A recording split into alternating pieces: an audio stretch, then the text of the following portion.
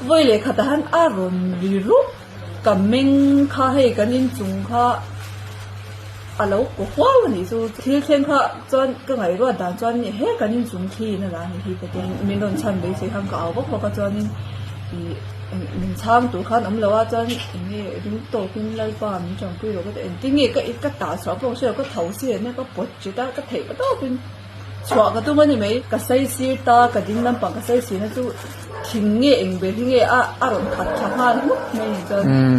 cái ham chọn cái chọn anh muốn là làm bằng cái bàn cái chọn là lấy cái đó chịu rất tốt anh đã tập rất là mà sẽ cái thiên trong trái na tham cái gì cái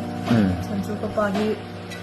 riêng các là loại số cái thầu ma này chúng quỳ luôn mà chọn tuấn cái in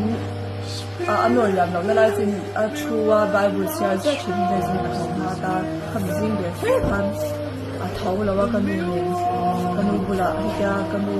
tum anga chinchia ba ko angkhan kan mo ya chu na bel ma se endira jing da ngi lo thong ma ta se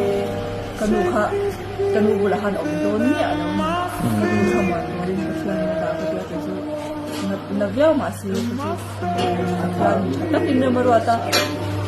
oi pa ka pathian ha tu tin ni sha ala pa kan ta chalo to rin na ndo min ge sak ngai lo ba lai pa kum en ki ma lom thei tu rin na min tuila lai pa khwa ra ya po lai pa mang an na lung de na ti tam ta ka ron sin don chu ma chon lai pa iswai na i ve na yong pu na ka ron ri la